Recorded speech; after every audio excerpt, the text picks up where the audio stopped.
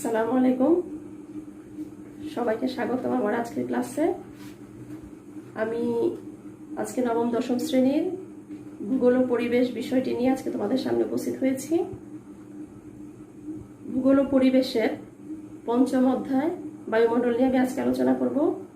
তো বায়ুমণ্ডলের আমি তিনটি এখানে আজকে আলোচনার জন্য তিনটি টপিক সিলেকশন করেছি। প্রথমে হচ্ছে বৃষ্টিপাত কি, বৃষ্টিপাতের কারণ এবং বৃষ্টিপাতের শ্রেণী বিভাগ। এই বিষয়গুলো আমি আজকে তোমাদের সামনে তুলে ধরব। প্রথমে আমি দেখি বৃষ্টিপাত কি।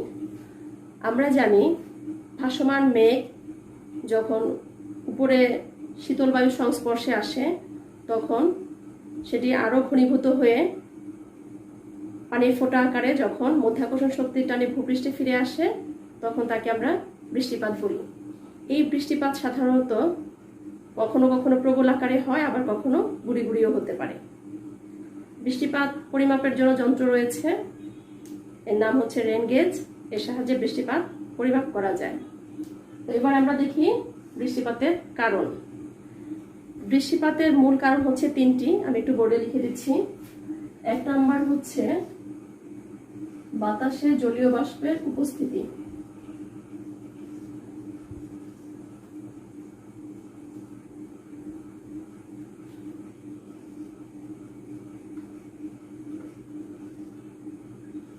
দুই নাম্বার হচ্ছে বায়ুর ঊর্ধ্বগমন।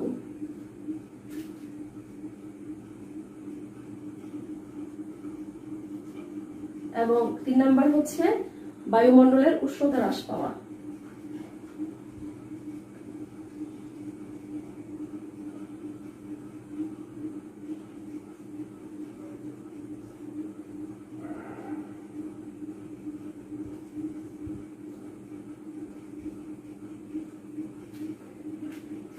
এখন এই তিনটি কারণকে বিশ্লেষণ করলে দাঁড়ায় যে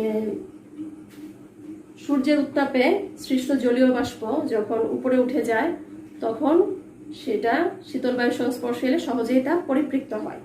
এখন এই পরিপৃক্ত বায়ু ক্ষুদ্র ক্ষুদ্র জলকণায় পরিণত হয়ে বায়ুমণ্ডলের ধূলিকণাকে আশ্রয় করে জমাট বেঁধে মেঘের আকারে ভাসতে থাকে। কোনো কারণে যদি বায়ুমণ্ডলের উষ্ণতা হ্রাস পায় তখন সেটা আরো ঘনীভূত হয়ে মধ্যাকর্ষণ শক্তির টানে ভূপৃষ্ঠে ফিরে আসে, আর এভাবেই পৃথিবীতে বৃষ্টিপাত হয়ে থাকে। তাহলে আমরা বৃষ্টিপাতের কারণ দেখলাম, এবার আমরা যাচ্ছি বৃষ্টিপাতের শ্রেণী বিভাগ। একটু মুছে ফেলে। প্রকৃতি এবং বৈশিষ্ট্য অনুসারে বৃষ্টিপাতের শ্রেণী বিভাগকে চার ভাগে ভাগ করা যায়। সেগুলি হচ্ছে, এক নাম্বার হচ্ছে পরিচলন বৃষ্টি। পরিচলন বৃষ্টি বা কনভেকশনাল রেইন।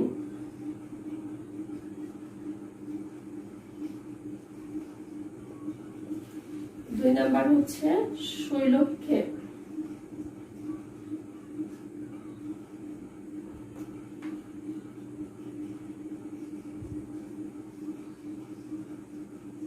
শৈলক্ষেপ বৃষ্টি বা অরোগ্রাফিক রেইন।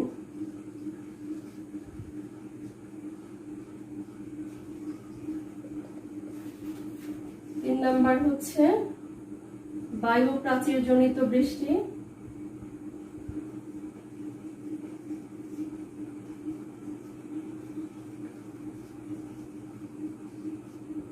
অথবা ফ্রন্টাল রেইন।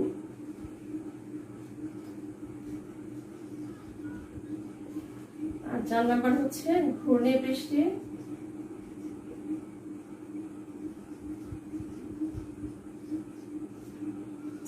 অথবা সাইক্লোনিক রেইন।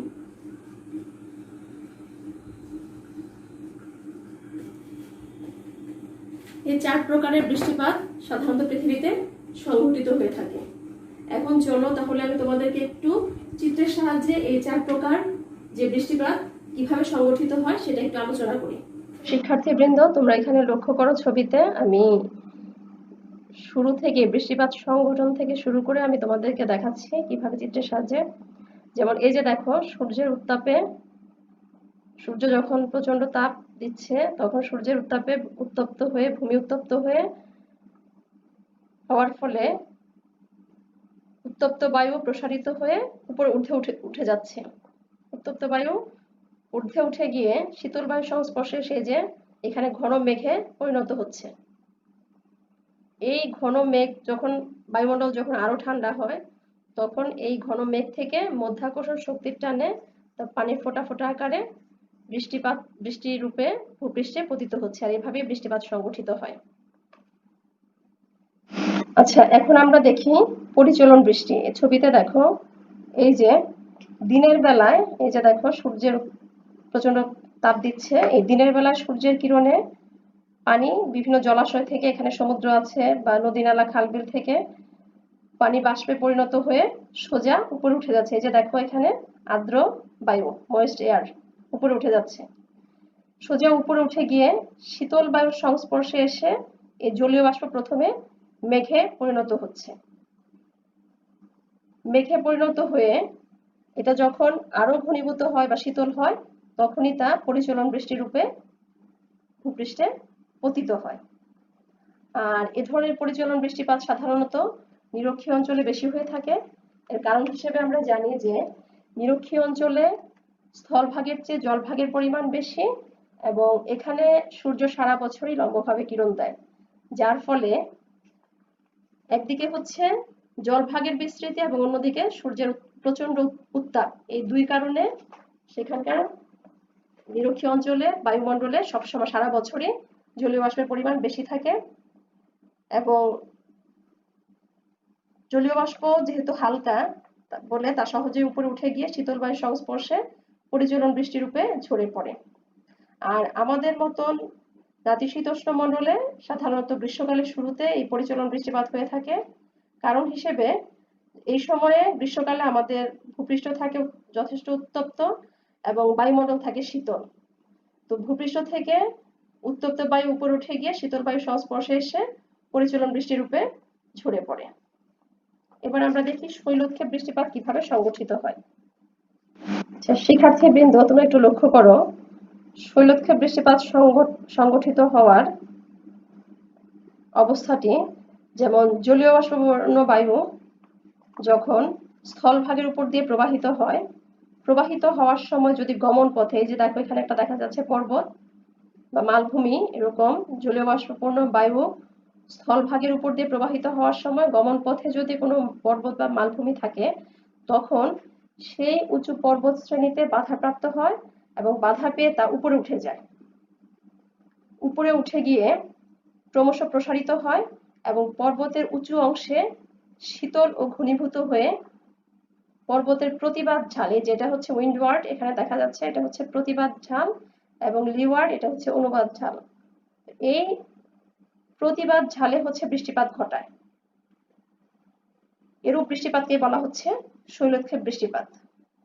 এখন এই বায়ু যখন পর্বত অতিক্রম করে অপর পাশে আসে, অর্থাৎ এই অনুবাদ ঢালের কাছে আসে, তখন জলীয় বাষ্প কমে যায় এবং নিচে নামার ফলে ওই বায়ু আরো শুষ্ক হয়ে যায় এবং এই শুষ্ক হওয়ার কারণে এই অনুবাদ ঢালে বৃষ্টিপাত হয় না বললেই চলে। আর এই স্থানটাকে বলা হচ্ছে বৃষ্টির ছায়া অঞ্চল।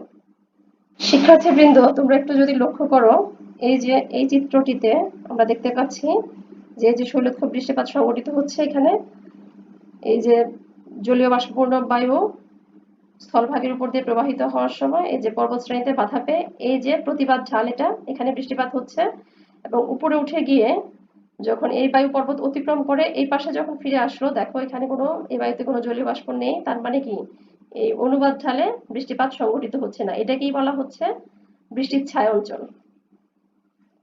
এরপর আমরা দেখি বায়ুপ্রাচীরজনিত বৃষ্টি বা ফ্রন্টাল রেইন।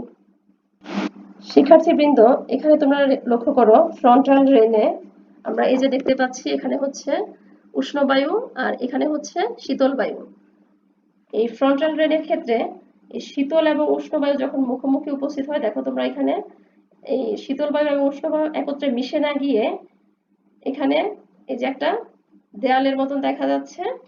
এই দুইটা বায়ু, শীতল বায়ু এবং উষ্ণ বায়ু একে অপরের মুখোমুখি উপস্থিত হলে একে অপরের সঙ্গে মিশে না গিয়ে মধ্যবর্তী এলাকায়, যে মধ্যবর্তী এলাকায় একটা অদৃশ্য বায়ু প্রাচীরের সৃষ্টি করে।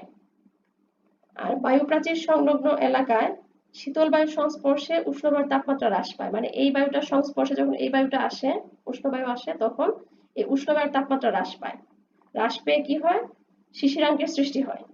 এই যে দেখো, এখানে গিয়ে ঘন মেঘে পরিণত হচ্ছে, আর ফলে এই উভয় বায়ু সংযোগস্থলে বৃষ্টিপাত ঘটায়। একেই বলা হচ্ছে বায়ু প্রাচীর জনিত বৃষ্টি। আর এই প্রকার বৃষ্টিপাত সাধারণত নাতিশীতোষ্ণ অঞ্চলেই দেখা যায়। শিক্ষার্থীবৃন্দ, এবার চলো আমরা দেখি সাইক্লোনিক রেইন বা ঘূর্ণিবৃষ্টি কিভাবে সংগঠিত হয়।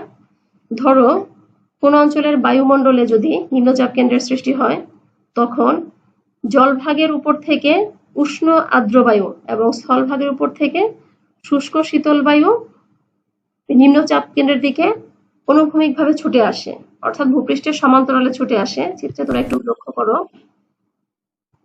এই যে দেখো, স্থলভাগ থেকে আগত শুষ্ক শীতল বায়ু এবং জলভাগ থেকে আগত উষ্ণ আর্দ্র বায়ু।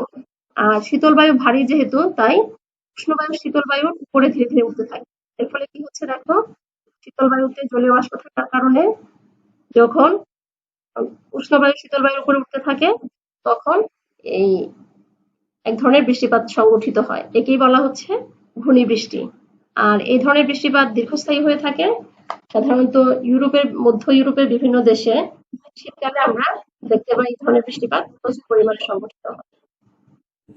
তো students, I think I have become able to make you understand the topic. আমি আমার তরফ থেকে চেষ্টা করেছি সবটুকু দিয়ে তোমাদেরকে বোঝাতে। তো আমার এই পাঠের উপর ভিত্তি করে আমি তোমাদেরকে একটি বাড়ির কাজ দিচ্ছি। তোমরা বাসায় অবশ্যই চেষ্টা করবে।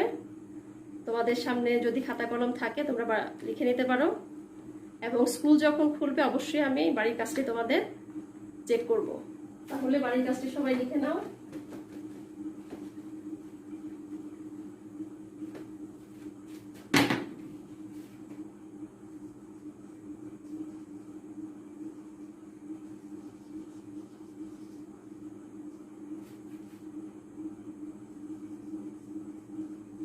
বাংলাদেশে কোন কোন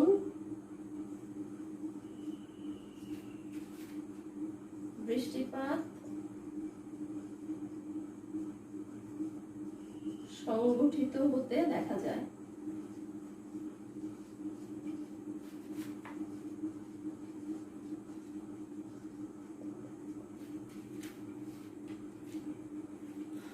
তো সবাইকে আবারও ধন্যবাদ।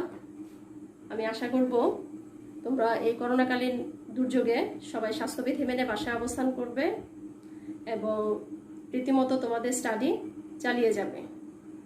সবার মঙ্গল কামনা করে আমি আজকে এখানে শেষ করছি। সবাইকে অসংখ্য ধন্যবাদ। আসসালামু আলাইকুম।